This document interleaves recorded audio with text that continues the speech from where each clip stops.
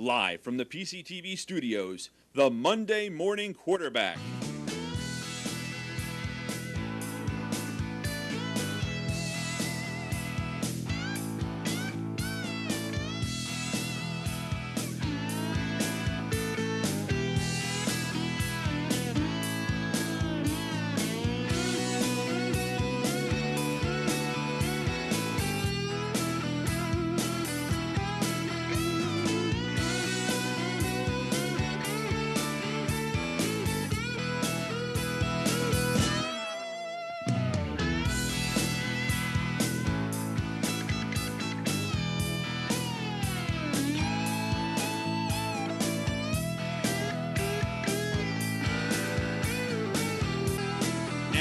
Your host, Dave Ridenauer.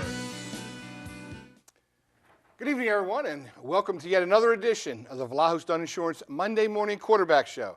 I'm Dave Ridenauer, the Monday Morning Quarterback, and we think we have another great show planned for you this evening as we are heading down the home stretch of our 2017 football season.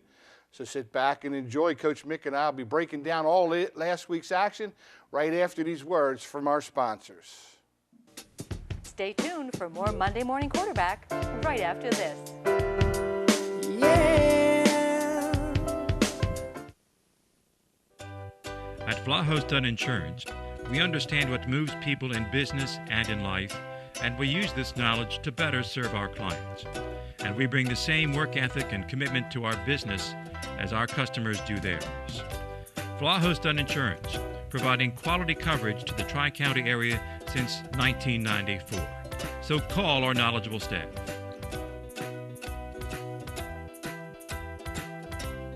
Hi, I'm Jim Vlahos of Vlahos Dunn Insurance, and we're in your community. So you're officially married. Congrats! It's time to combine things. Your last names, your toothbrush holders, and your health insurance. When you combine policies, you can save and live happily ever after financially. Use the red key for more money-saving tips. Find yourself impulse buying uncontrollably? Here's a tip from Ben Franklin. Carry me in your wallet. Big bills are harder to give up. The next time you're tempted to impulse buy, you might not want to break a Benjamin. Use the red key and save.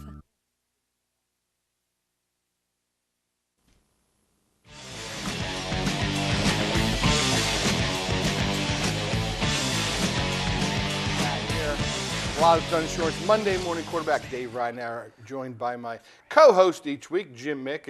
And Jim, as I mentioned earlier, we're heading down the home stretch of the 2017 season. We had a big weekend last weekend with our crossover games. Before we get into that, before we do our normal breakdowns here, it's our norm to get into the top five, and let's check that out for this week. Again, our top five is brought to you by the Reinhardt Painters. Keith and Ron Reinhardt started way back in 1946 by their father, Claude Deacon Reinhardt, and the guys have been doing a heck of a great job ever since. All right, let's break down the top five here as we look at our screen. We got PV on top with a big win over the weekend. Pottsgrove at the number 2 slot. Owen J. Roberts finishing up the year strongly in our 3rd slot. Number 4, Springford. And rounding out our top 5 is Upper Perkiomen. But again, I want to thank the Reinhardt Paint for all their support here over the years. That is our top 5 here on the Vlahos Dunn Insurance Monday Morning Quarterback Show. All right, Coach, well, let's start. We'll go reverse order of what we had from the playoffs over last week, and if you will, which is the crossover games where we had the Liberty Division, which are the larger schools, and we're talking about enrollment now, versus the Frontier Division, which are the smaller schools enrollment-wise at that. And each of the games were played also at the Liberty Division schools this year, so the bigger schools did host all these games. So Pottstown traveled to Methacton. It was the game that Pottstown was able to win, the only game that they were able to win during the regular season. As we see our Paul Bauer scoreboard, don't forget to give Paul a call at 610-624-6800 for all your lawyer needs. He is an attorney that you can count on. But our first game is Pottstown knocking off Methacton again for the second time, 20-zip. in a game where Pottstown did all their damage in the first quarter. Well, I know you're happy about that. You've been suffering all year, your alma mater, but let's give credit where credit is due. Those kids have hung in there. They've had some tough sledding, but the coach says they continue to practice, continue to work, and they come away with a victory, and that means a lot. And as you just said, Owen Morton had a big first quarter. He threw 3 touchdown passes in the first quarter, and they went up 20-21-0 right off the bat. Well, you know, and the thing that Pottstown was able to do that normally happens to them was they were able to create turnovers and then capitalize on them. There was a muff punt that Pottstown was able to recover, and they were able to take that in, and 2 interceptions. Their secondary has played pretty solid all year long, Jim. I really like Jamal Adams. I think he's been really a solid kid for Coach Fisher's gang, and also Nehemiah Figueroa is that he's a spark plug, man. He's a hustler back there. He's a guy that makes things happen. He had an interception and a touchdown catch. But again, 3 bad plays for Methacton. Pottstown was able to capitalize. Well, Wiggins and Figueroa, we've basically been talking about all year. Whether they won or lost, they've been in every game and have stood out in each one of the games. The bugaboo for Pottstown all year has been the run game. 24 attempts, only 42 yards. That didn't come out to 2 yards a carry. But they still put enough together to beat a determined Methacton team. And, you know, we got to talk a little bit about Methacton. It's been a tough year for Paul. Very tough. They haven't won a game. They had to go with another new quarterback the other night, a kid by the name of Nick Oliveri, who was the tailback before that.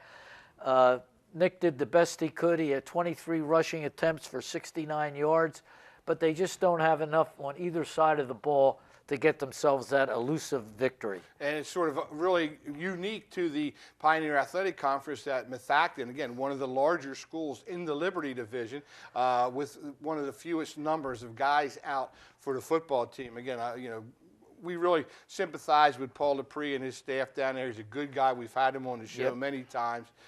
Good football guy, and unfortunately, they just have had a tough season. You know, they had to go with backups. Oliveri, you know, very inexperienced at the quarterback position. He was 3 out of 13 for 22 yards and there's a couple of interceptions, which really hurt. But, you know, they were still trying to find themselves and, you know, finish the season at 0-10. Well, you know I like to talk about third down efficiencies, whether we're talking offense or defense. Both defenses stood up well for both Pottstown and Methacton because on third downs, 5 for 27. From an offensive standpoint, that's not very good. From a defensive standpoint, it's great. It's excellent, yeah. So again, I guess we're giving the defense a little credit there and take away a little bit from the offenses. But you mentioned Owen Morton. Owen Morton, a senior there, finished up his regular season there really strong, as you mentioned, 12 for 25, 168 yards, and 3 scores. So kudos to Coach Fisher and his gang. They are now at 2-8, as I said. Methacton dropped to 0-10. Now, again, we don't know much about it. It happened on Saturday.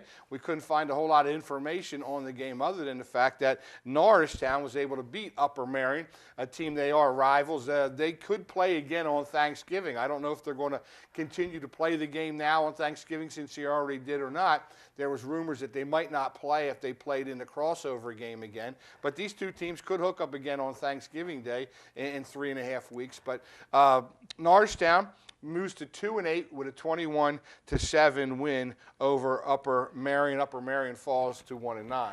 Well, that has been a long-standing tradition game down there between Upper Marion and Norristown.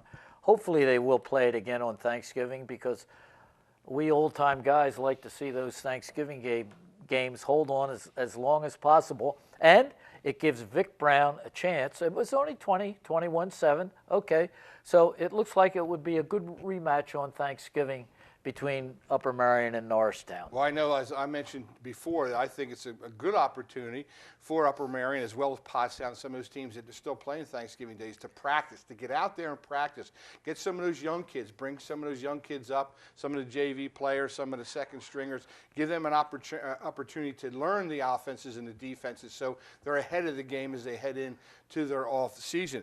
I'm sure Chad Brubaker and his gang are pretty happy that Norristown was able to pull that game off. Because of that win, Springford was able to fall into that number 16 spot and make the 6A playoff. So I'm sure Chad Brubaker and his gang owe Vic Brown and them a beer or something for that one. Well, yeah, I know they're happy to be in it, talking to my son, but sometimes you go in as a 16th seed.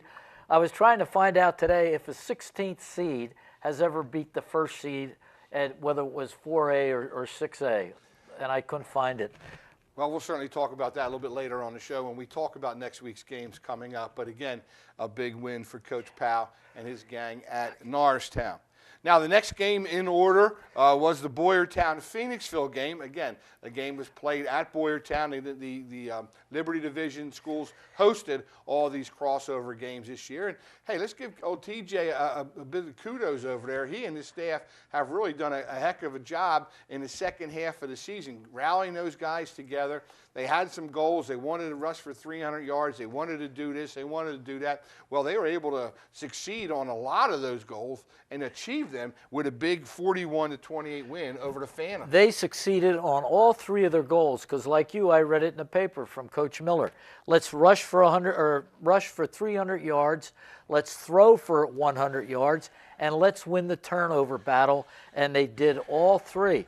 And let's remember, Boyertown High School started out 0-4 at the beginning of this season. So good job over there by the Boyertown kids and the Boyertown coaching staff. Yeah, they finished so far 4-6. I should say they're not finished yet, as they have another game coming, which we'll talk about a little bit later. Phoenixville finishes the season at 2-8. Coach Brisblatt liked this team.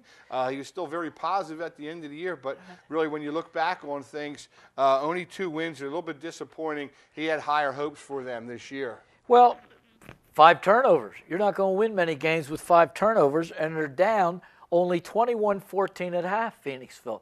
And Phoenixville never quit all year.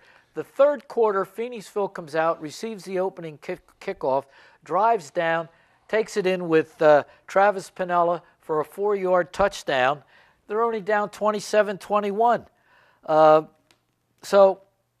But Boyertown answered immediately with Jamison Moshe, who had a 60-yard TD run and all but sealed the victory for Boyertown. Well, you know, the Moshe boys are really doing a good job. Their cousin plays for PV, which we'll talk about John a little bit later. But, you know, there's Jamie Moshe, there's Nick Moshe. They're both really coming into their own, all 3 of them actually, when you throw in the PV Moshe. But they have really played well. You know, Jamie had 187 yards and 2 touchdowns, both of them over 60 yards. There's an 87-yarder and a 60-yarder. Yep. So he's really come into his own as well. Marcus Thomas, a steady Eddie guy for Boyertown with over 100 yards and 2 touchdowns. However, they were receiving out of the backfield.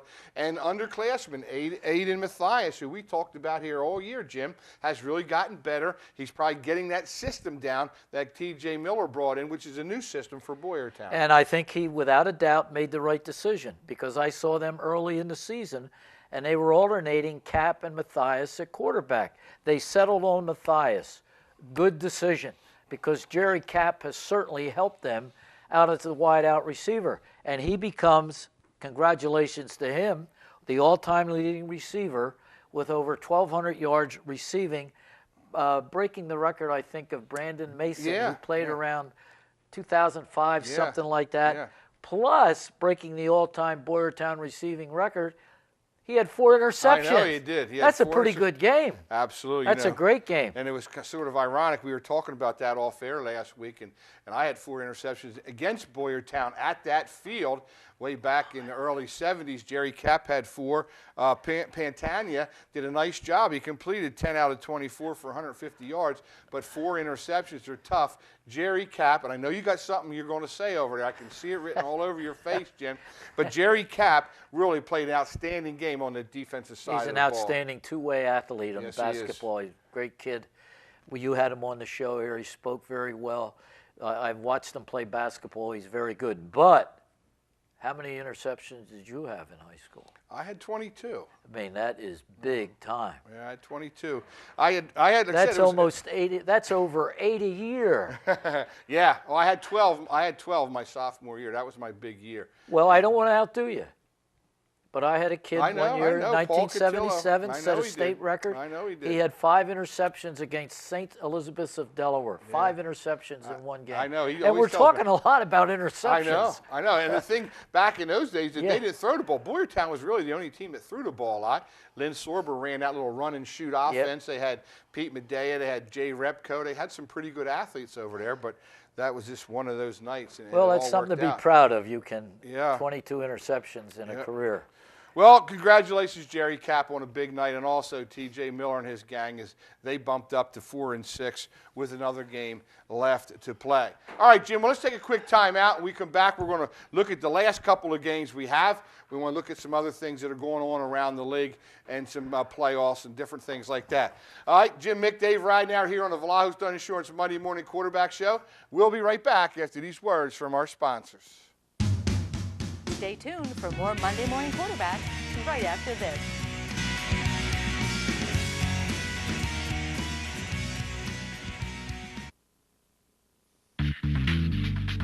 Fred Beans Ford of Boyertown is located on Route 100, just 2 miles north of Boyertown. Fred Beans Ford provides automotive sales, service, parts, and body shop all in one place. They're open 6 days a week.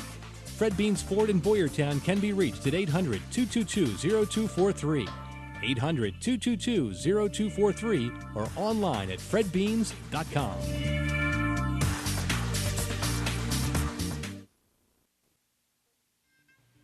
Doc Watson's is one of the hottest new sports bars around. Located next to Zern's Market in Boyertown, Doc's offers something for everyone. From live entertainment to countless draft beers, from great burgers to the new outside patio, from the numerous TVs to the friendly Doc service. Doc Watson's is the place to be. So stop by Doc's today for a leisurely lunch, a quick cold beer, or a great bite to eat on a nice fall night. Doc Watson's. Welcome to the office of John H. Greismeyer Jr., where we believe in the value of relationships. We take pride in giving you the assistance you need, where that involves income tax, payroll, or financial statement preparation. Located in Boyertown, we're committed to meeting the needs of the people in our community, and our team of skilled financial professionals look forward to working with you. John H. Greismeyer Jr. Call us or visit our website now.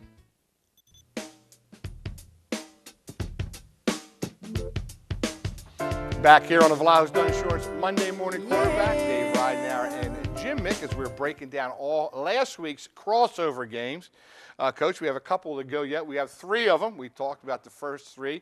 Now let's talk about the Springford and Pope John Paul in a game that you and I both looked at and thought it could be a pretty interesting game. We weren't sure how that was going to go. Springford coming off a tough loss to Owen J. Roberts. PJP, which had started off the best that they ever had done in school history, 7 straight wins, but you know they were starting to go on the downslide a little bit there, and Coach Graver trying to find a way to turn that thing around. But I'll tell you what, Coach Brubaker and his guys did a nice job with a 51-13 win over the Johnnies. And here we come back and talk about turnovers again, because Springford's defense created 5 turnovers, plus they overpowered PJP up front in the offensive and defensive line.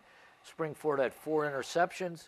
TJ Pergine had his normal game again after a down game against the Cats. the Cats. He had 15, 28, 250 yards, 4 TDs. They were up 31-7 at half. But we would be remiss if we didn't talk about Matt DeLaurentis, one of the better quarterbacks in the league. But he's scrambling all the time. Got to give him time to set his feet and throw the ball. And he did throw 4 interceptions, so that's going to hurt you. But they battle and battle and battle, and Coach Graver got them playing hard for 48 minutes. Yeah, Springford doing a great job. 420 Gotta total protect yards. better. Your buddy DeFrancisco, which had a tough game against O&J the week before, with 150 yards and a touchdown. A good two-way player for Springford. And one of the things I was impressed about with Perkiomen was he threw to 7 different receivers, Jim. So he was spreading the ball around. You know, we know Goldsmith. We know some of the guys that have really come on strong. Benani. Those guys have really played well all year long. But give T.J. Perkiomen a lot of credit for spreading the ball. 7 different receivers had a catch in that game. Tyler Edwards, Jim. Tyler Edwards had a huge game. 2 TDs receiving the ball and 2 of those 4 interceptions INTs, off De Laurentiis. So De Laurentiis was out there scrambling, trying to run for his life and trying to make plays when they probably weren't there, tried to force the ball in there. But you mentioned 4 interceptions are tough to come away from. Well, and you can't throw the ball as a quarterback if you're not protected as well as you should be. And the games that I've seen that PJP has been in, they have the skilled kids. Sereno, Natali, Jake Bilstein, they're all solid football players. But you got to give De Laurentiis time to throw the football. And when you do, he'll get it done. Well, you mentioned the one bugaboo for PJP was their offensive and defensive lines. Not the biggest kids. Tough kids, though. They fought and they scraped for you. But you mentioned the fact that Springford sort of overpowered them, particularly on the defensive line, that they were able to cause some problems for De Laurentiis. Both those 2 teams do make the playoffs, however, so we will be seeing them at least 1 more week. All right, now the second game, the second place teams, if you will, O&J Roberts and Upper Perk. Another game, Jim, that you and I thought was going to be a good, tough game. You know, we had Coach Hans on. We had Tyler Wary on a couple of weeks ago as our player of the week. We had Dawson Stewart on last week with Coach Kolka. Both teams were excited about the game. They want to really try to dictate what was going on. And O&J playing well at the end of the season with a big 31-6 win over Upper Perk. Surprising score to me, and I think to you also. But let us give O&J a lot of credit because they've snuck up on us and have come out with a great season, a great record, 8-2, when, if we remember last year, they were 3-9.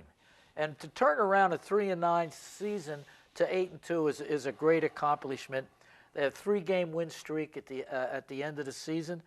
And they're all fired up now going into the playoffs, which is great. Yeah, and again, you know, they have done a nice job. Hunter Scherfel had one of his best games of the season with nearly 100 yards and 2 touchdowns. You know, Dawson Stewart didn't throw the ball particularly well, didn't throw it a lot, but he did okay. Only completed 7 for 50 yards. He did have an interception, but he does run that ball. He's running out of the spread now, and he is a load at 6'4" and about 225 or so out of that quarterback position. Tyler Wary really was the guy that, you know, according to Coach Hans, was their lone bright spot as he rushed for over 100 yards and had their only TD. He's one of the better two-way players in the league. He's an inside linebacker on defense. He's the fullback on offense, and he does a lot both ways. So surprising score to me.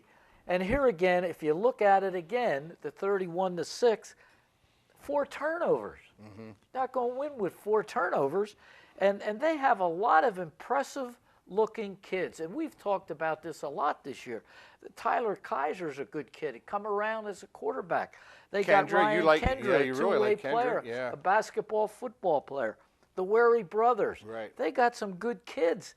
And not that they lost, but it's sometimes the way in which they did lose, 31-6. I never expected that score. Yeah, I thought that was going to be a tough ball game, a physical ball game.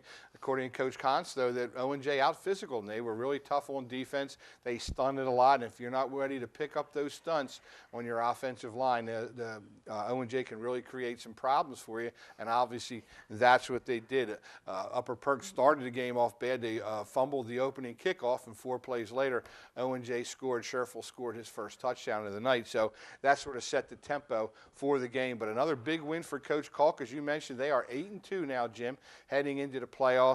Upper Perk is 6-4 and maybe limping in a little bit, Jim. Well, I want to go back to O.J. Roberts because I like what Coach Kolka said in the paper, because we didn't talk about this too much, but I often think about it. Sometimes when you get into a ball game, you got to think about ball possession, move the sticks, and keep the clock moving. because if you give some teams enough time on the clock, they're going to beat you, like Ohio State, okay? But he kept the clock moving. He distributed the ball to 5 or 6 ball carriers. Thus, they had a big, big victory come Friday night. They certainly did. And, of course, the last game, which was the championship game, and I think Gus and Matt put together a little piece of some of the highlights for that, Jim. So we're going to watch a little highlights from Friday night's game before we break that down, and then we have some other things that we have there. This was the crossover championship game between Perk Valley and Pottsgrove, the same 2 teams that played last year. Oh, here we go. And again, it's a great way to start a game. I'll say, yep. Look like Saquon Barkley, huh? Yeah, Saquon Barkley did a nice job for Penn State in that Ohio State game. Inside movement, yeah. back And out. Cirilla showing pretty good speed there as he breaks it down the sideline. And the guys in orange are all fired up here early in this one. Now, you talked about some of the different things that happened. There's Rasul Faison, who we all know about, number 2. Look at Shimp. Yep, Shimp does a heck of a Look job. at Shimp. He pulls that ball out. And there's a fumble, one of the rare fumbles for Faison, as he does a good job of protecting that ball. Touchdown, Pottsgrove getting on the board with their little dive play inside. Peterlin wants to chuck it. And there's Cole Peterlin. Cole Peterlin then doing a heck of a job there, throwing the ball. He has really progressed as the season has moved on. Again, big plays, big plays, big plays for the Vikings. That would have been in all fairness, that would have been. Well, you know, Dave, we talk all the time. 2 officials talking but about maybe the they're big calling. thing He's when it staying comes there. down, push to shove, is you've got to, in order to win a championship, be good on defense. And this team has been good for 2 years, really 2-3 years, solid on defense. With that 3-3 defense with the 2 hang guys or whatever they call it. But they are good on defense, and that enables them to win football games. And it showed. Pottsgrove had more stats. When you look at the stats, Faison had 220 yards rushing, 44 attempts, 3 touchdowns. They racked up 334 yards, 27 first downs, but as you just said, they had 4 or 5 turnovers. And when you turn the ball over to a team like Perkiomen Valley, you're not going to win. Well, again, you see the score there, 14-13. It was close early. But again, the turnovers and fumbles and things are going to come back to haunt them. Here comes Shimp. There's your buddy there. Yep. Another great 2-way player in this league. And you had him on the show here a couple weeks ago. Yep. And I think Coach Heist said that he's one of the top kids in the class. Well, he talked that way. Absolutely. And he also played that way. 4.6 average, again, for all you youngsters out there that really want to be a serious student athlete. Again, there's the ball that fumbles, bounces off Faison's helmet. There's a scoop and run, and that's looks like that's Keir going back in there with that one, or Fear, excuse me, going back in there with a big 55-yard fumble recovery. Look at that sideline. Yeah, there's the coach that took a Look at little this- header oh, down there on the sideline. Bad balance, Coach.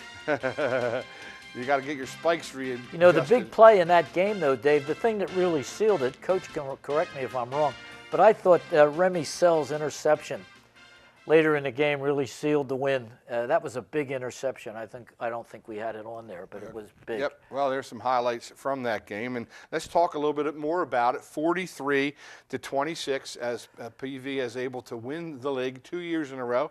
Last year it was the Pac-10. It was the final year of the Pac-10. This year it is the Pioneer Athletic Conference with the 2 divisions. Or, excuse me, this is the second year of the 2 divisions. Yep. I apologize. But again, you know, 4 big plays. 88-yard kickoff return, the opening kickoff that we saw. Shimp's 92-yard pick 6. We had a 93-yard touchdown from Peterlin to Alec Jackson, and of course that fumble return by Fear there, 55 yards. They also had a safety in there, Jim. And, you know, just whatever could have gone wrong for Pottsgrove seemed to go wrong for them. As you mentioned, Faison did have a decent night. You know, he did come in. Night. Yeah, but he did come in averaging 10 yards a carry, and he took him 44 carries to get up to that 200-yard mark. Still a heck of a game for Rasul Faison. But, hey, give PV and Rob Heist and his gang credit. They come up with another huge win. Pottsgrove had great offensive stats, no question about it. But Perkiomen Valley's defense and special team eradicates that great offense that Pottsgrove produced Friday night. And naturally, it was a big score, 43-26. That's a pretty good whooping. That certainly is. And again, congratulations to PV. All right, Jim, we're going to take another quick timeout, and we come back. We're going to look at the teams that are qualified to move on this week and what their situations are before we say goodbye and bring on our player of the week and his coach, who are waiting in the wings, having some good stuff from Mike's Brick Oven Pizza. Again, we want to thank Mike and all the good people over there at Mike's Brick Oven Pizza for sending us some pizzas and strombolis and wings and all the things. Keeps everybody happy here on set. We'll be right back with more after this. Stay tuned for more Monday Morning Quarterback right after this.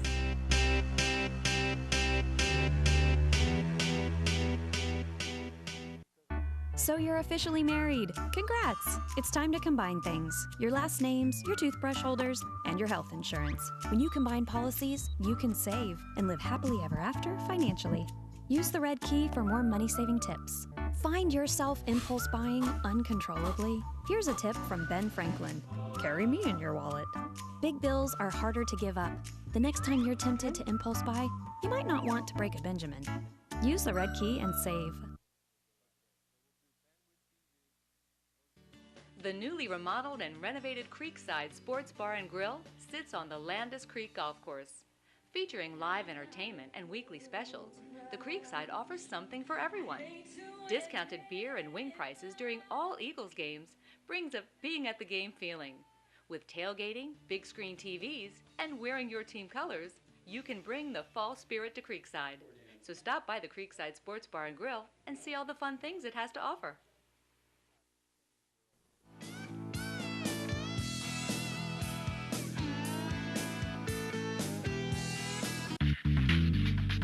Fred Beans Ford of Boyertown is located on Route 100, just 2 miles north of Boyertown. Fred Beans Ford provides automotive sales, service, parts, and body shop all in one place. They're open 6 days a week.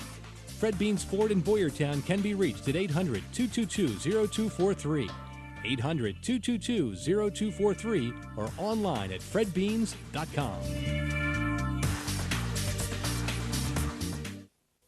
Back in 1949, Claude A. Reinhardt founded his family business, which has served the Pottstown and Tri-County area for over 50 years, specializing in residential and commercial interior and exterior painting, paper hanging, and brick restoration.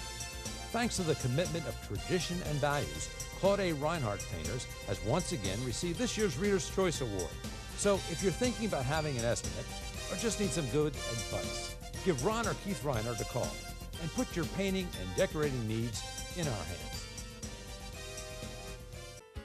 Welcome to the office of John H. Greismeyer Jr., where we believe in the value of relationships. We take pride in giving you the assistance you need, where that involves income tax, payroll, or financial statement preparation. Located in Boyertown, we're committed to meeting the needs of the people in our community, and our team of skilled financial professionals look forward to working with you. John H. Greismeyer Jr. Call us or visit our website now. At Vlahos Dunn Insurance, we understand what moves people in business and in life, and we use this knowledge to better serve our clients. And we bring the same work ethic and commitment to our business as our customers do theirs. Vlahos Dunn Insurance, providing quality coverage to the Tri-County area since 1994. So call our knowledgeable staff.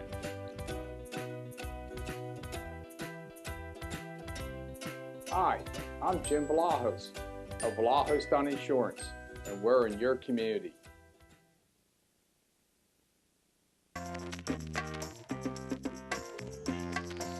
Okay, we're back here in our studios in Pottstown High School, the PCTV Network Sports Studios. Dave Reinauer joined by Jim Mick again. And Coach, let's quickly break down what we know about this week coming up. Let's talk a little bit about that Boyertown situation. Now, I was unaware of they have this sort of like a consolation game, if you will, for a couple of teams that don't make the regular playoffs.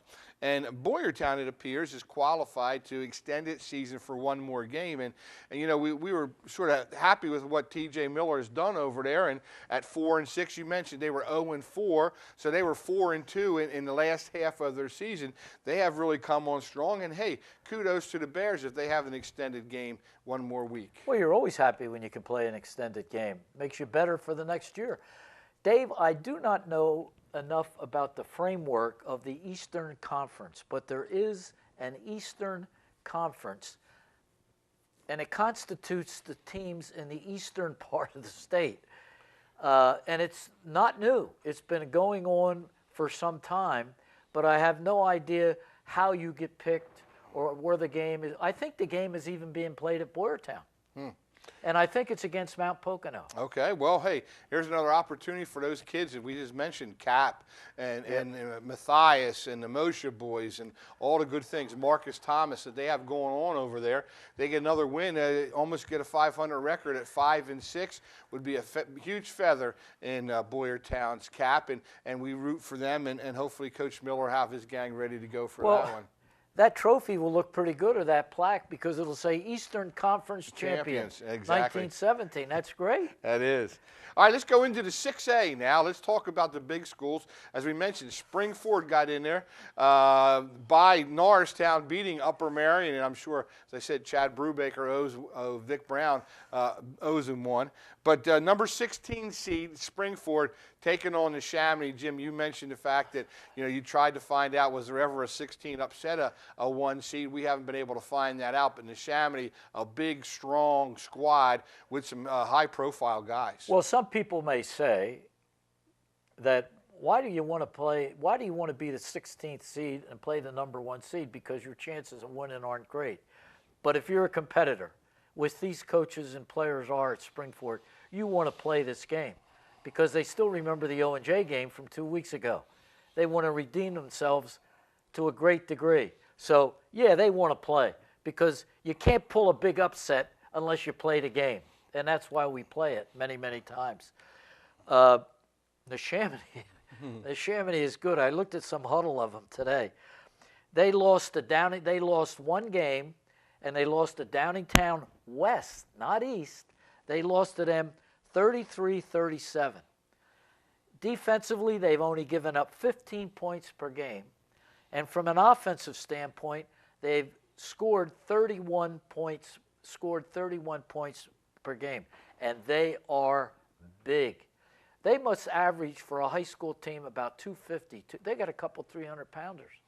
And you said Vaughn Hebron's son is Vaughn Hebron, but he's about 150. Yeah, he's a star running back, Yeah. but I'm sure he's a quick little elusive guy, which is going to be tough for Springford. But hey, that's a good game for the seniors for Springford to go out on. You get a chance to play the number 1 seed. No one really gives you much of a chance, so you can lay it all out there on the line. A big game for Springford. Now, O&J, team that we had talked about playing well at the end of the season, 8-2. They are the number 12 seed. They're going to take on that Downingtown East school, who is playing very, very well. Not a great draw for Coach Kolka, but hey, what the heck? O&J's playing very well here at the end of the season. Oh, yeah, absolutely. They want to play this game against Downingtown East. Downingtown East lost to Coatesville a week or so ago, not more than 2 weeks ago. They lost to Coatesville, who's very high-powered, but they beat a very good North Penn team, 61-44. And excuse me, we know North Penn is always in the middle of the pack in these playoffs. Yeah, they always are, and they've won some state championships, and certainly North Penn is a tradition that people certainly have to reckon with. And again, the last game now will be Perk Valley, who is the number 2 seed, and rightfully so, in the 6A. They will host a game against Penwood. This is a repeat of last year's first-round game that PV was able to win 55-28. So they have some athletes at Penwood. PV is going to have a tough game, but it is a home game where they have a lot of momentum on their side. Let me say this about Penwood, and I don't want to scare Coach, but they lost their first 2 games of the season, Penwood. They lost to Souderton, and they lost to a very good Pennsbury team who just lost to Neshaminy. But I'll tell you one thing, they will have skill and they will have speed, and that will be a good That's a good 15th seed, Penn would. And they'll give Perk Valley all they can handle. All right, in the 4A now, we have 2 games, so we have a total of 6 teams that are playing in the playoffs, and again, 7 if you count Boyertown. Pope John Paul is the number 2 seed. They will host the game, if you will. It's going to be a Saturday night affair down in Conshohocken at the Field with Lights down there. I believe it's a 7 o'clock game. They will have another shot at Upper Perk. Upper Perk got the upper hand in that one during the regular season. We'll see how Coach Graver and his gang respond to that game. Coach Hans is fired up for that one. Well, let me say this about PJP. The first time around against Upper Perk, they got off to a terrible start. It was 13-0 within a minute and a quarter. They were down 13-0. They did come back, PJP, and go ahead in that ball game. But as I said a couple weeks ago, they just had too much firepower up front, Upper Perk. And if Coach Graver can figure out how to run the ball a little bit, to get some first downs, keep the ball away from Upper Perk, and he's got Sereno back right now, so he has his receiving core back, and just protect him a little bit better, I think they could give Upper Perk a good go at it. Okay, and then finally, our PCTV Network Game of the Week will be over at Pennypacker Field in Pottsgrove as the number 1 seed. Pottsgrove coming off the canvas for the first time this year. They will take on a familiar foe in Interboro. It seems like those 2 teams have hooked up in the districts many times over the last few years. But it should be a physical game over at Pottsgrove on Friday night as Rick Pennypacker and his gang want to respond and rebound from that tough loss to PV. Well, there's that old cliche which states you don't want to play a good team after a tough loss. Yeah. And that was a tough loss. Let's talk a little bit about Interboro. Interboro is usually good year in and year out. They got a guy by the name that's a very good coach down there by the name of Steve Lennox. He's been there for years. He's very simple from an offensive standpoint. He's very basic, but they do all those things very, very well. They're well coached. I know they're only 5-5. They're a little down, but what better way to keep moving on in the playoffs than beating the number 1 seed? That should be a good one. And again, the PCTV gang will be there. I'll be calling that game on Friday night. All right, well, we want to wish everybody the best of luck this weekend, and hopefully we'll have a bunch of good games and some more games to talk about here in the future as they continue to move on in the districts. For Jim Mick, I'm Dave Ridenhour. We're going to take a quick time out here on the Vlahos Dunn Insurance Monday Morning Quarterback Show. When we come back, we're going to have the Player of the Week and his coach right here in studio. Stay tuned for more Monday Morning Quarterback right after this.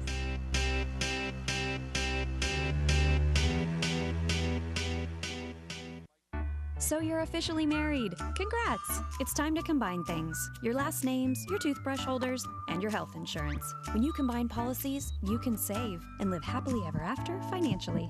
Use the red key for more money-saving tips. Find yourself impulse buying uncontrollably? Here's a tip from Ben Franklin. Carry me in your wallet. Big bills are harder to give up. The next time you're tempted to impulse buy, you might not want to break a Benjamin. Use the red key and save.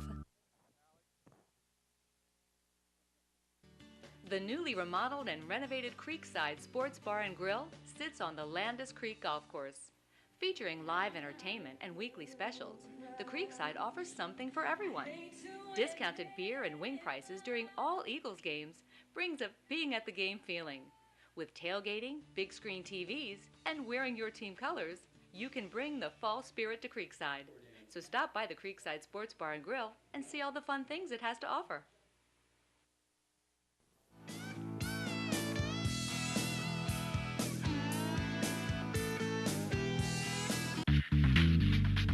Fred Beans Ford of Boyertown is located on Route 100, just 2 miles north of Boyertown.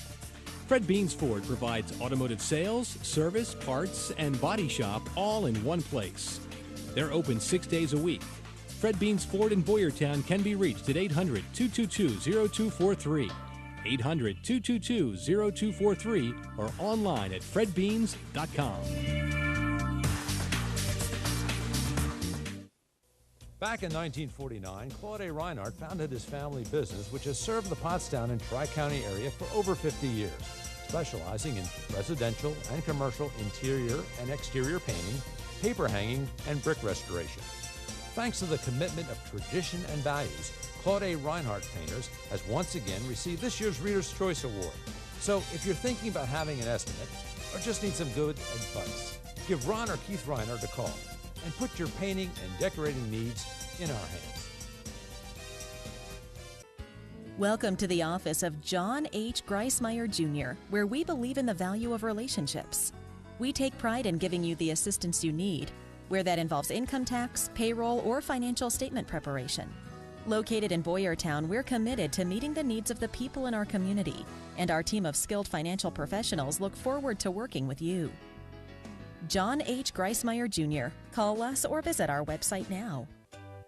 At Vlahos Dunn Insurance, we understand what moves people in business and in life, and we use this knowledge to better serve our clients. And we bring the same work ethic and commitment to our business as our customers do theirs. Vlahos Dunn Insurance, providing quality coverage to the Tri-County area since 1994. So call our knowledgeable staff.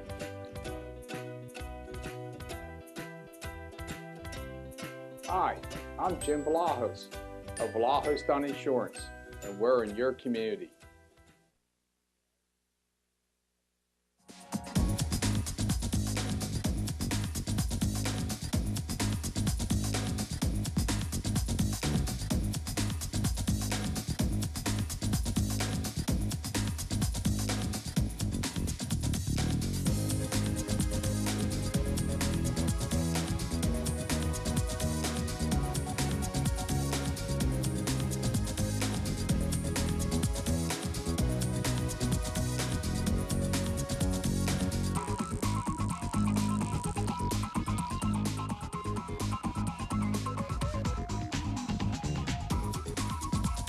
Again, we want to thank Mike's Brick Oven Pizza for sending over some goodies again tonight. We had a lot of fun with that. It's always good to eat. And again, thanks Mike and his gang over there at Charlotte and East Streets in Pottstown. I want to take the time now to introduce our Player of the Week, Alec Jackson from Perkiomen Valley, and his coach, Rob Heist, in his second year, and congratulate them not only on a big win, but also the PAC championship this year. And guys, congratulations, and thanks for stopping by, and what a big win for you guys Friday night. Thanks for having us, Steve. All right, Coach, let's start with you a little bit as you get yourself ready. Last year was your first year. We always like to talk a little bit about the transition between years and things. And after a good, successful 12-1 run last year, you go into your all-season. You got guys like Alec. You got guys like Brendan Schimpf. You got some of your seniors that are coming back as your leaders. What kinds of things did you think you needed to do in the all-season with these guys to get them ready to sort of follow suit from what you had started? Yeah, I mean, it's no secret we graduated one of the best classes in Perkiomen Valley history in 2016, so we had a lot of question marks, but the one thing we knew was that we had a tough, sort of blue-collar, gritty group in our junior class, and there's some good leadership there, and I think that our seniors this year being so close of friends has helped them play for one another and really kind of lay it on the line and not play selfish football, and our focus was just in filling in our positions where we had holes from graduation and going from there, and these kids really stepped up. You know, Alec, you as being one of the guys that got some good, valuable time last year. You were an important guy on that defense, especially. Really came on in the second half. What kinds of things did you think you needed to do with your guys, with Brendan, with those other guys, to get everybody rolling so you don't really miss a beat, even though you did lose some really good players? Yeah, I mean, we definitely lost a lot of good players, but I think that our main focus was just getting stronger in the offseason because being juniors, we weren't as strong, obviously, as all the other teams. But I think that getting that strength back would really help us a long way. Well, you know, as your coach said here a couple seconds ago, you know, you did lose some guys who were really unbelievable, Sturm and Jaworski and Williams and Jimenez and all those guys. I mean, did you sort of say to your buddies that, you know, let's make a name for ourselves now. Let's show everybody that we do have a football program here, and we're not just Sturm and Jaworski and those guys. Did you have that kind of mindset at all? For sure. I mean, like, they're obviously, like, great players, but I think that us being like who we are, we kind of came together and said that like we're not gonna let them define our season. They graduated, so now we're gonna step up and show what we have. Did you feel yourself having added pressure? Did you think you really had to step up to follow suit? What was your mindset that way? Yeah, I think there was a lot of added pressure. The big shoes to fill, having 12-1 season, but I think that we worked hard in the off season and we stepped up. Now, what did you learn, Coach, after obviously a great season, 12-1 season? What did you learn that year that I think it's going to help me this year in the all season and also help me in 2017?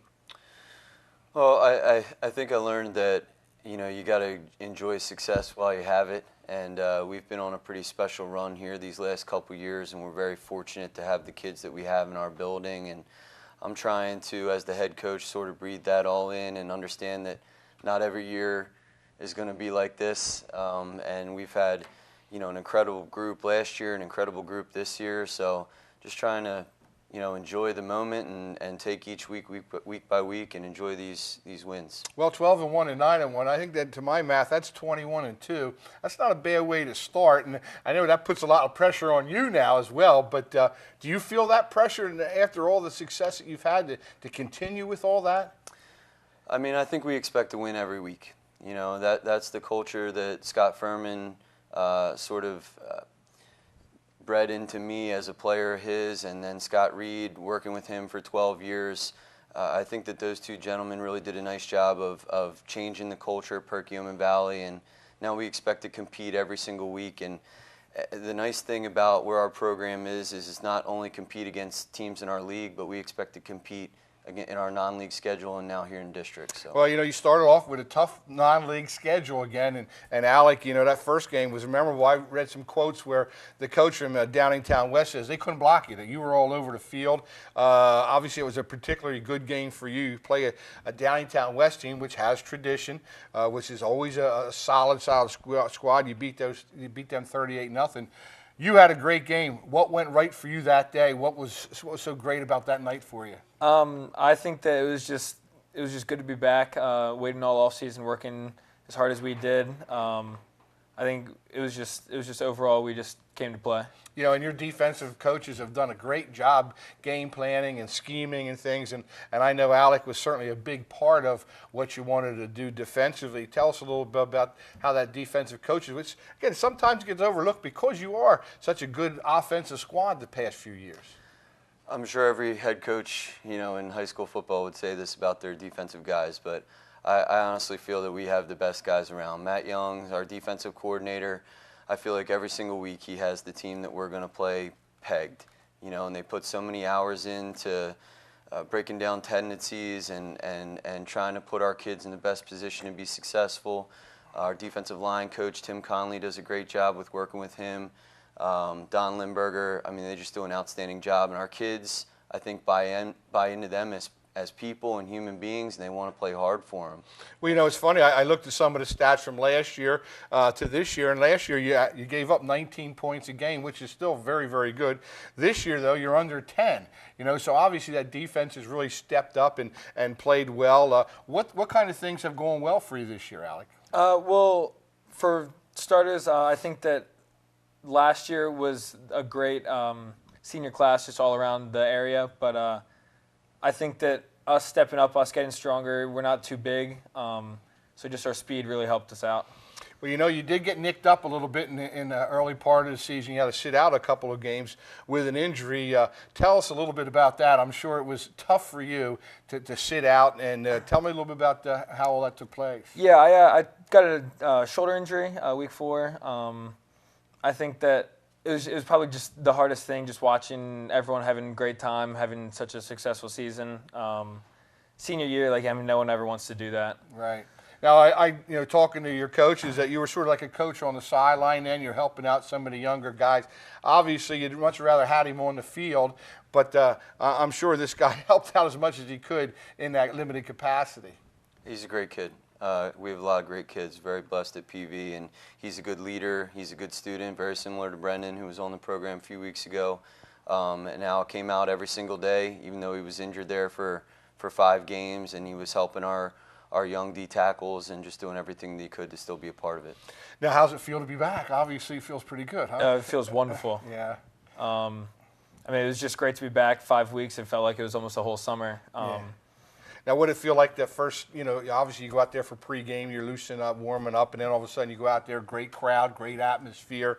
What was that like to get back out there on the turf? It was great. Our school always has great student section. I think it was just great to play in front of them again. Yeah, and obviously it's a great atmosphere down there. You're playing Pottsgrove, which is certainly a team that everyone knows about. Rick Pennypacker in his nearly 30 years has done a heck of a job, and he built a tradition at Pottsgrove, and they have won league titles and district titles. So obviously that was a great game for you guys to get ready for. What was your mindset getting ready for Pottsgrove this year in the crossover championship? I mean, Rick Pennypacker is an outstanding football coach. I consider him a friend at this point. As a player, he was somebody that I admired as an opposing coach, and now as a colleague, you can't help but have respect for the way he carries himself and the program that he's run over there at Pottsgrove year in and year out. They're outstanding. So we knew we were going to be in for a fist fight and a physical football game, a well-coached football team that was coming into our house, and some things happened in our favor on Friday night. We got some bounces from the football gods and came out on the right side of it. Well, last year you were able to knock them off 28-14 in a real good football game, and again it gave you the championship. Was that in your mind a little bit that you beat them last year? You certainly wanted to make sure you tried to do that again this year, Alex? For sure. Last year we kind of got off at a slow start. Took till second half to really get us going, but I think overall as a senior class we realized that we're not going to let that happen. We're going to show them what we have from the gate and just play how we do. And opening kickoff return really helped us set the tempo a little bit. I'm sure that was pretty cool as well. That was awesome. Well, obviously they have a guy that everyone knows about. I think his name is Faison. He's over 2,000 yards, 30-some touchdowns, and certainly a guy who's on everybody's radar screen. How do you get ready to play a guy like that? I know it's tough to emulate him, the scout team that you want to have doing this and doing that, but there are no other Faisons around. How did you find yourself getting ready for that game and wondering how we're going to take on Faison? I mean, no doubt he's a great player. I think that we just, in practice, our scout team, we just found our fastest players, our quickest players, the shiftiest players, and just tried to hold them up, stop them there, and pretty much just go from there. It's funny, Coach and I said it many, many times. It always looks like you have 15 guys out there on defense. You play that 3-5 defense, which, again, a lot of teams have not been able to find the combination of that thing yet. But you do have a lot of quickness and speed, and you get a lot of hats on the football. We do. I mean, that's one of the things that we've been practicing every day since August 7th. Getting to the ball every day in practice, every rep that we go against our scout. Even the away side corner. We're not breaking down the defensive huddle until all 11 are in there, and we practice pursuit, and we're just trying to get as many guys to the ball as we can and play gang defense. Now, did you think that the defensive end would be maybe a little more important going in against a team like Pottsgrove on Friday night than the offensive end, or how do you approach that? Well, I knew we were going to have to score points. I didn't know it was going to come in the fashion that it came. But no matter how good you play, Pottsgrove's going to score points, especially with that number 2 back there, and they ran the fullback very well with their veer, which they're known for doing, and they have some dudes on the outside too, good-looking athletes that can go up and make plays on your cornerback. So, we knew we were going to have to score points. So we didn't really have an opportunity to run too much offense, the way the game shook out, but. It is what it is. It was a strange game indeed, but good things happen to good teams, and you make your own breaks. Now you've been playing some offense too, now, right? Yeah. And a big play for you, 93-yard touchdown pass and catch and run. Mm-hmm. Were you a little tired at the end of that one? Yeah, a little bit. Especially a little winded, huh? Especially first game back. I never expected to get that. I don't think anyone is ever going to be not tired after a run like that. Yeah, I know. I was wondering how it was because I know you had been out, and were you able to do any cardio stuff while you were out with the bum shoulder? How did you stay yourself ready that you could contribute so much? At first I kind of, because it was still a little iffy if I was coming back or not, so I kept working at it. I did leg workouts, I ran a little bit, but then it kind of the prognosis was that it was going to be a season-ending injury. So then I kind of laid back, but then found out that it turns out it's not. Yeah. And right away I started working out after practice. I would run every day, just trying to get in that game shape. Yeah, again, but football shape is certainly a lot different than being in shape. Yeah. As you know, you can run 40-yard sprints forever, but you know, 4 big plays. You know, man, you talk about the opening kickoff. You had a pick 6. You had his touchdown, the fumble return. Well, I tell you what, in your wildest dreams, I guess you couldn't think of that. It was one of the more crazy football games I've ever been a part of. You know, I think Coach Pennypacker would agree. It was kind of surreal the way the thing was shaken out. And like I said, I mean, I thought that when we did have the ball, I think we had 23 offensive football plays in a whole high school football game. When we had the ball, I thought we did some nice teams, but I think we only time of possession was ridiculous. Yeah. You know, 3 minutes in the first half or something for us. Right. So it was just a crazy game. Yeah, well, I'm sure it was great for you to be a part of. I'm sure that you, after you missed that Springford game, which is certainly a big rivalry game for you, you know, that was a big game that you guys were able to pull off. You weren't back from that one yet. This was about as good as it gets for you as far as the league play with Pottsgrove, for sure. Yeah, for sure. It was hard missing that Springford game. Just the biggest rivalry all 4 years. Well, really, just my whole PV. It's always been against Springford, so it was pretty hard missing that. But I think I'm not gonna. Can't cry about that. Yeah, you can't cry about that. Now, yeah, so. You're back and doing some good things again. Well, you know, it's funny. My kids went to Springford, and I never realized the rivalry until, you know, they played, and that is a heck of a game. I'm sure that's a date that everybody circles on their calendar. But that was a big win for you, and that's what has propelled you into where you are now. It was. I mean, the environment in that game every year is just incredible. You know, it's getting bigger and bigger. Thousands of people go over to their place or our place, wherever it is, and, you know, 2 neighboring communities that, you know, some bragging rights at stake, you know, backyard barbecues for the next 12 months, and it's just fun to be a part of. You know, you talked a little bit about it earlier. I wanted to touch on it again. Your student body really gets behind you guys. You know, it's really neat. I love it. I'm glad to see the band and the cheerleaders and everybody else there, your pep squads and little guys running out at halftime and so on. I'm sure you players really appreciate the efforts of your student body. It's great to see those kids out there too. Yeah, it definitely is. I mean, we're all friends there. They come to every game, home or away. I think it's just great having a student section that really boasts you into after a win and just keeps your head up all the time. When you talked about all the good people and good kids and good students, and I know I had to take Brendan's stuff down there because it got screwed up, and they couldn't have been nicer to me. I didn't know these people, and they welcomed me in. Hey, can I get you this? Can I get you coffee? I was just dropping off his awards and stuff, but there is a great atmosphere down at Perk Valley right now. Absolutely. Yeah, we love playing in front of our community, that's for sure, and hope to get to do it for the next couple weeks here. And get that AstroTurf in there. Are you still pulling for that at all? You know, I'm a grass guy. Yeah, I like grass I like too. football on grass. Yeah. I wish the grass was a little bit better. Yeah, you know, we're getting there. It's getting better every year, but our grounds guys are really doing a nice job these last couple years improving it, but the purist in me likes playing football on grass. I like grass as well.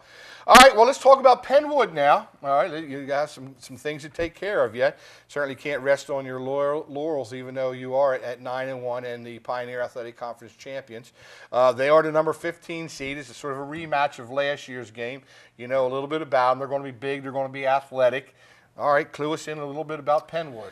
Well, first-year head coach. Their head coach left Penwood after last season and got the head coach job at Imhotep Charter. Okay. So their defensive coordinator is the new head coach, a man by the name of Troop Atto. So they're doing some different things. Schematically, on the defensive side, they're 4-3 base. They have really good athletes. They have some really good size, and they've rattled off 8 in a row here. So they're coming in with some confidence, and you know, we're expecting to play a heck of a football game. All right, as one of the seniors now, obviously this is every week now is do or die. You do come in with a gaudy 9-1 record and a number 2 seed, so everyone sort of on paper thinks that you should be able to handle this ball game. How do you keep the guys level-headed and say, hey, look, we got to play some football here, or we can get knocked off?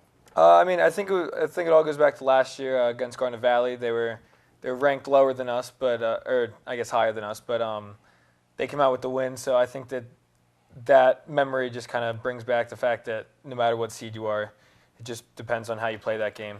Now, do you train a little bit more on defense than offense, or do you prepare more on one side of the ball? How are you going to get yourself ready for Friday night? I think for the most part, I'm mostly defense. We don't use tight end all the time, but I think I try and do as even as possible. Yeah, so maybe you can sneak him down the seam again and try to get him on a route where they're not ready for him. What kind of things do you know you have to do to get ready for Friday night then, Rob? We have to be disciplined. You know, we have to execute, and we have to get going a little bit here on the offensive side of the ball.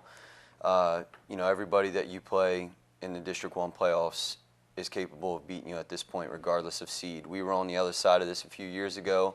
Rashawn Stewart's senior class, we were the 15 seed.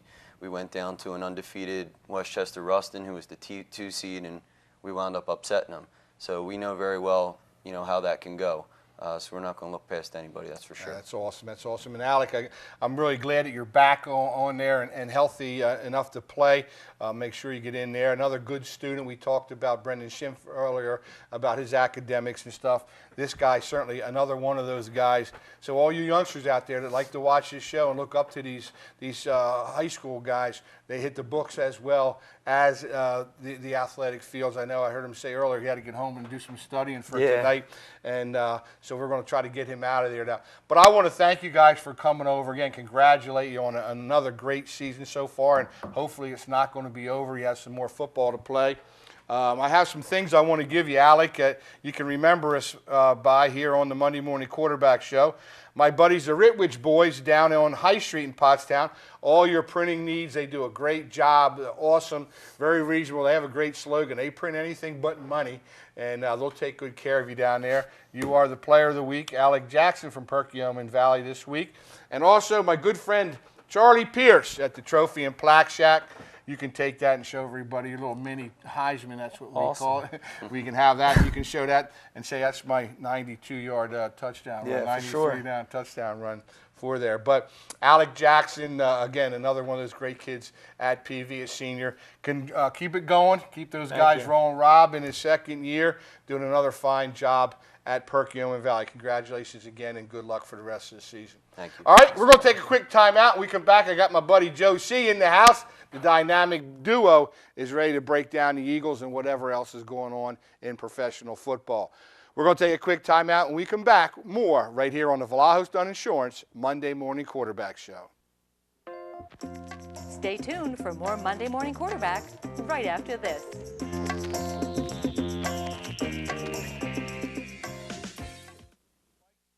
So you're officially married. Congrats! It's time to combine things. Your last names, your toothbrush holders, and your health insurance. When you combine policies, you can save and live happily ever after financially.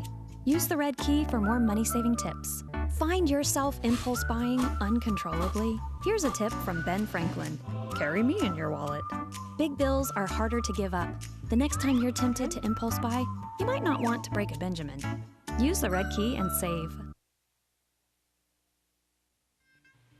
Doc Watson's is one of the hottest new sports bars around. Located next to Zern's Market in Boyertown, Doc's offers something for everyone. From live entertainment to countless draft beers, from great burgers to the new outside patio, from the numerous TVs to the friendly Doc service. Doc Watson's is the place to be. So stop by Doc's today for a leisurely lunch, a quick cold beer, or a great bite to eat on a nice fall night. Doc Watson's. Established in 1916 and granted membership into the Philadelphia Golf Association in 1920, Brookside Country Club is well known for its challenging layout and true fast greens. The William Gordon design provides a challenge for golfers of all abilities. Brookside Country Club offers traditional club amenities in a family-friendly atmosphere. Brookside Country Club, where elegance and excellence are par for the course. At Vlahos Dunn Insurance, we understand what moves people in business and in life, and we use this knowledge to better serve our clients. And we bring the same work ethic and commitment to our business as our customers do theirs. Vlahos Dunn Insurance, providing quality coverage to the Tri-County area since 1994. So call our knowledgeable staff.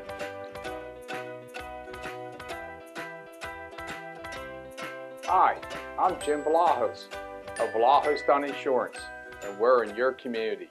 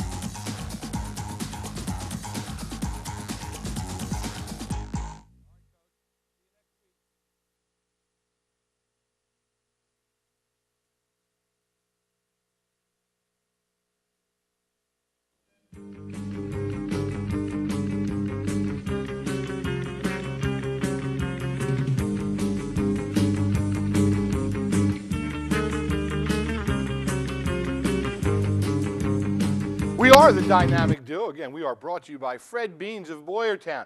Get over there. Now's a great time to get a good deal. Fall's a great time. Talk to Denny Malloy and all the good people at Fred Beans down the Monday Morning Quarterback, saying it'll hook you right up. Denny Malloy and his gang do a heck of a job over there on Route 100 in Boyertown. Joseph, good to see you back after a week away, and looks like everything was nice where you were. Oh, yeah, it was beautiful. Yeah. Man. Little tan. You're something else. I want to be just like you when I grow up, man. I do. We missed you on set here, that's for sure. But Neil did a great Neil job. won, Yeah, yeah. He did good. He said, "You owe him. You owe him." Oh, yeah. I said, "All right. I'll tell Joe he owes you one." Did he at least pick the Eagles? No, not against Washington. He didn't, but he did. He did the second time because they were on twice Monday and there. Yeah. But we both went 3-2, believe it or not. Okay. Yeah, okay. yeah. He had a pretty good week there as well. All right, Joe. Well, listen, the Eagles win. You know, another big win for them, 7-1. Was that 33-10? 10, right. Again, they covered the spread for all you guys out there who are curious about the spreads and things. You know, it was a sort of a lackluster game at times. The weather was a little shaky, and but I tell you what, Carson Wentz and I got to give Doug Peterson a lot of credit. Those two guys really have drawn that team together. I think they rallied behind the fact that they lost Jason Peters a little bit too, and another big win for our Eagles. Yeah, I was nervous about the Peters injury, obviously, but you know what? They played decent, you know, against a poor team. But San Francisco definitely came to play. You know, listen to Brandon Graham on the way in, and he's saying that the defense was their defense, the San Fran's defense. Was pretty good yesterday. Well, they're improved. You know, they got a guy in there now, Shanahan, who I think knows what he's doing. I like John Lynch. Obviously, he was a veteran of many wars at that safety position and a Hall of Famer safety. So once he starts learning the nuances of being a GM and working the salary cap and all those different things, they're going to be better. You know, they're stockpiling some picks. Obviously, it starts with the quarterback in the NFL, and I think as soon as they get that settled, I think that team will be better. Yeah, I mean, they're 0-8. We talk a lot about Cleveland being 0-8 and really standing out, like, Cleveland because of, like, coach just left and he was saying about Carson Wentz. But, San Fran's 0-8 too. Yeah, I know. And for a franchise that in the 90s was so dominant, it's amazing to see them at 0-8. Well, Coach Walsh obviously built himself a dynasty there. His offense, the West Coast offense. Yep. Thank you, Joe. Yep. West Coast offense was sort of new at that time, right. And he certainly had two guys in Montana and Young who knew what was going on. Young sitting on the bench yeah, behind exactly. Montana. And of course with Rice and this guy and that guy, I mean, they certainly had a litany of players and things and what they were able to do, and it's sort of unfortunate they had some tough road to hoe there for a few years, but I think they're going to be back. I think they're closer to being back than Cleveland is, Joe. I think that, like I said, they get that quarterback position squared away, and Shanahan and those guys get their acts together because they appear to have some pretty good players. Yeah, no, I agree. Yeah. I agree. Well, it's amazing to me that the Eagles are sitting at 7-1, and I don't know. That's crazy. Did we What did we say at the beginning of the year? What did you say? I was not saying that there would be 7-1 after the 8 games. But I mean, at the end of the year, what was your Dave? I'll be prediction? honest with you. I don't think we ever said anything. But Well, I was okay. thinking. I was honestly, thinking 8-8 at I was best. thinking 9-7. Yeah, I was thinking 8-8. I'm not going to sit here and Yeah. tell you Yeah. differently. 9-7, maybe with an outside chance of making a playoff. Yeah. But Yeah. you looked at Dallas. Yeah. You thought Dallas would win the division. I thought and Washington then everybody was was better. on Look top at of the the Giants because of their but defense. I wasn't. I like Washington. Yeah. I like Kirk Cousins.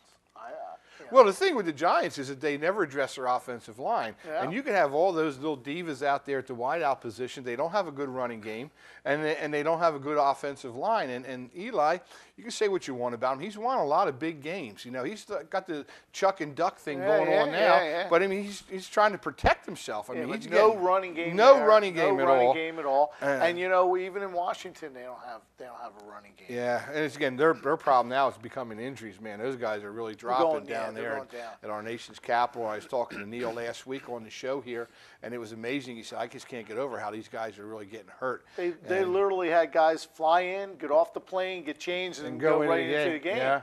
That's well, did you see that Selleck's brother, who's a tight end for the 49ers, was the emergency offensive tackle that if they lost one more guy, he was going to have to play offensive tackle.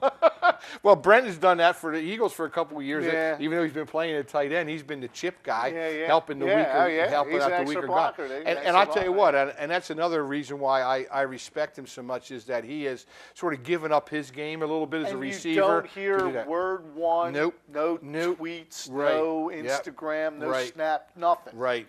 He About just he's not getting comes the to ball work and stuff. every day, Yeah. and you want to talk about a team player. Yeah, A team and there's a guy that when he retires, hopefully he will retire an Eagle, and he will be there long enough that they will put his name up there in that Ring of Fame or whatever, because Brent Selleck has been the ultimate Eagle in my mind. As I said, you hit it right on the head. Not complaining, nothing behind doors about I'm not getting enough passes and whatever. He helped Ertz out a lot. He also helped those offensive tackles when they were struggling a little bit to give some extra protection. But it looks kind of neat now. It's 7-1, 4-3 for the Cowboys, 3-4 for the Redskins, and of course the Giants at 1-6. You know, I'm not ready to put them in the Super Bowl yet, Joe. I don't like to do those kind of things, but at this point they are really playing well, and I think this week coming up is a big game for them. Yeah, you know what? It is. Denver has good defense. They haven't been playing that well. And they have a name. They have name recognition. You know, they've been good the last few years. Yeah, I mean, you know, Simeon's not going to scare anybody. Yeah. But you know what? That defense scares me. But they didn't play that well last week or the week before. Right. So it's a little concerning. You like to think that they'll come away with a win, but I'm just not sure. I'm not sure. Can they keep? Could they have a clunker like they had yesterday? And let's face it, they didn't play. Wentz had what, 1 TD, right? Mm-hmm. He didn't have his best game. They won by 23, two TDs, yeah. and then 1 INT. Yep. And they won 33-10. Yeah. It wasn't a blowout. Right. It didn't seem like a blowout. But they won by 23 They won by points 23 points in the NFL. Now, can they do that against Denver? Can they maintain this? Is this really going to be the team like 2004, where they're going to go all the way to the Super Bowl? Is this really happening right now? Well, and the thing I like is that when they're not playing well offensively, the defense steps up. Look what they did yesterday. They blocked the field goal, 2 interceptions, 4 sacks. One of the interceptions was returned for a touchdown. Right, I mean, Mills, you know, Vinny Curry played outstanding. Yes, he did. And they forced him into 3 out of 15 for third down efficiencies. Right. So they were getting them off the field. So they did a lot of good things on defense. And again, I wasn't one of the guys who really wanted to put Jim Schwartz way up here, but he has done a heck of a job. You took the words right out of my mouth. I was just going to bring that up. You know, we're talking about Peterson. We're talking about Wentz. Let's not forget how well the defense is playing, and Jim Schwartz. And, you know, week 2 we were talking about, there's talk about Jim Schwartz going to be the head coach. Yeah. And, you know, Peterson, what's Peterson doing? He's, the mix, the run, this and that. Right. Now 7-1. Yeah. He's coach of the year.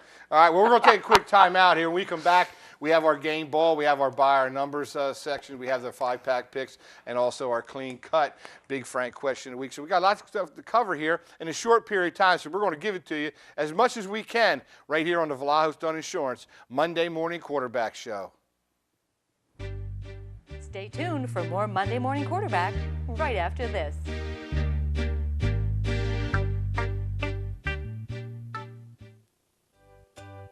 At Vlahos Dunn Insurance, we understand what moves people in business and in life, and we use this knowledge to better serve our clients. And we bring the same work ethic and commitment to our business as our customers do theirs. Vlahos Dunn Insurance, providing quality coverage to the Tri-County area since 1994. So call our knowledgeable staff.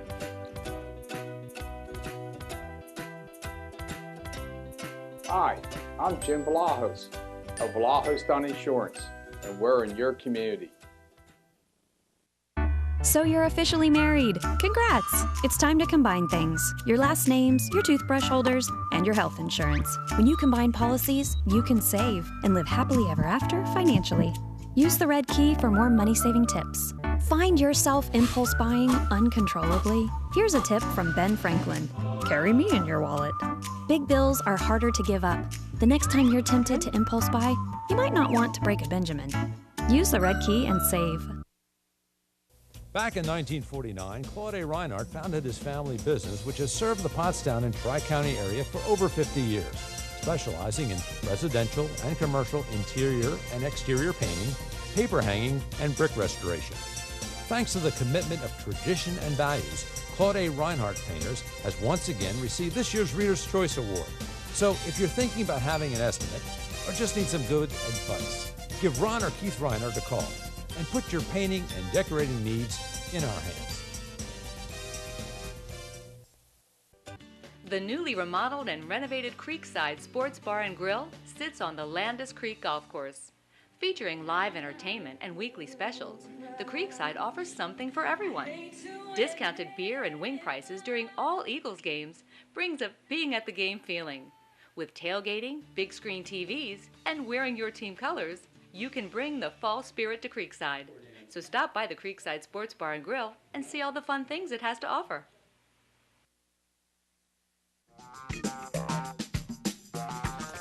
Back here on the Vlahos Dunn Insurance Monday Morning Quarterback, the dynamic duo, myself and my good buddy Joe C. is in the house.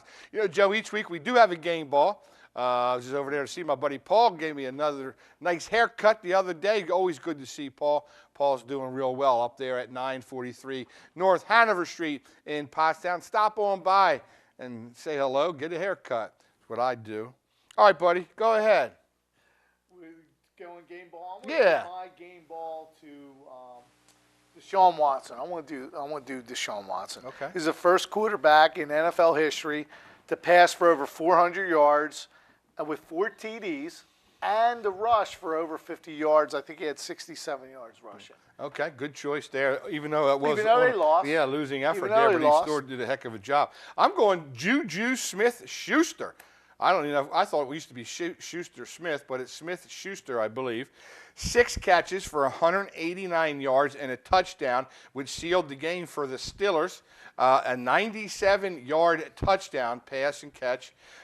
He is the first player in NFL history under 21 to score 4 touchdowns. So every touchdown he scores the rest of the year, he's going to add on to his record.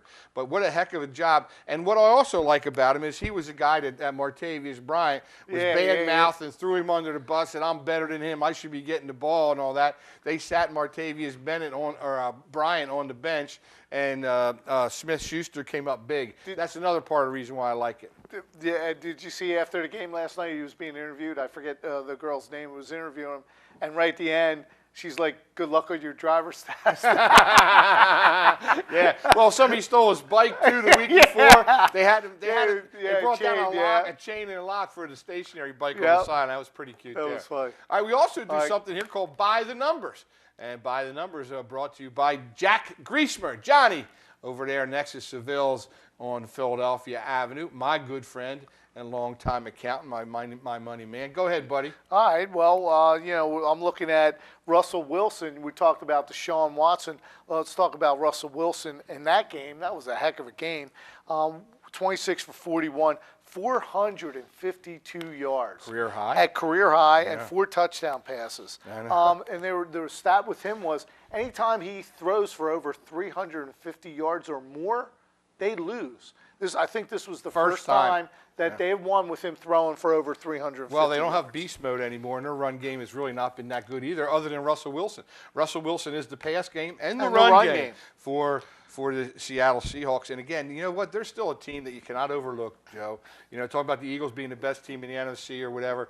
Boy, that Seattle still scares you because they can play at The other team I'm looking at right now, and Breeze isn't having that good of a season, Yeah. but the New Orleans I know, defense, yeah, they're I know. 5 in a row. They All won right. 5 in a row. All right, well, let's get into the clean cut Big Frank question of the week. I had a real good one for you, but we don't have as much time. But you know, there's our buddy Bigsy Battaglia. There's our good friend Frank in the middle there. God rest his soul. Great times with him, and what a big guy. But I had a thing here that they had the passing touchdowns leader, receiving touchdowns leader, rushing touchdowns leader, and so on and so forth. And I was going to ask you which Eagle is the highest guy on those lists. And I'm going to pick one of them. I'm going to pick, which one do I want to give you? I'm going to give you, let's do rushing touchdowns.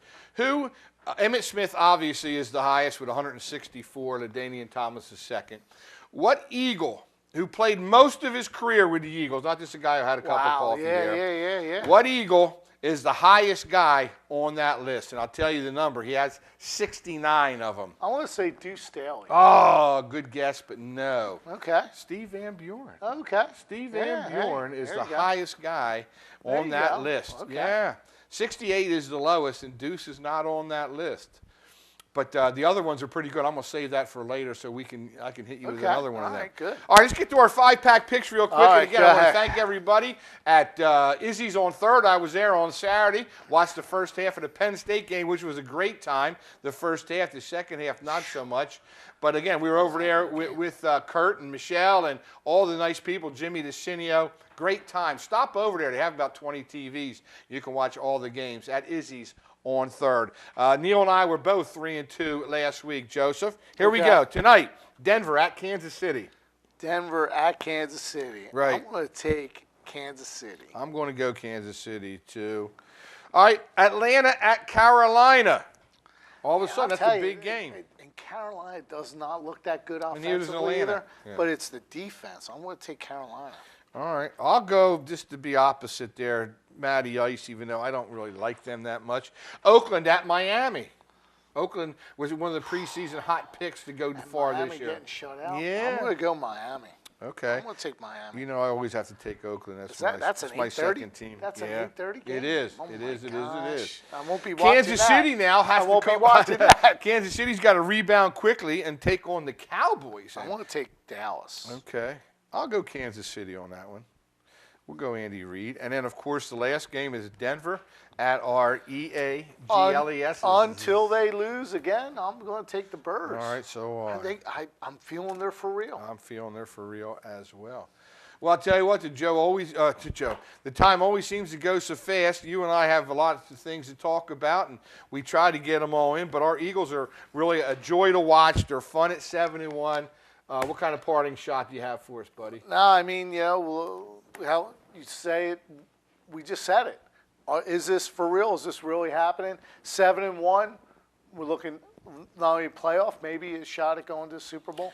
And right now, looking at it Best defensively, record in the the NFL. best record, Yeah. but the defense. I know. And when you have, and he's getting hit a lot. He's getting hit a lot, Carson Wentz. We just pray that everyone stays healthy, and you know what? Good things are on the rise. Absolutely. All right. Well, we are the dynamic duo here on the Vlahosta Insurance Monday Morning Quarterback Show. Again, I want to thank everybody for tuning us in. Jim, Mick, and I had a great time. And again, it was great to meet Alec Jackson and, of course, Robbie Heist from PV. Well, we're going to say sayonara again for another week, and we'll be right back here in the studios next week. Joe and I will be breaking down all the action right here on the Vlahos Dunn Insurance Monday Morning Quarterback Show.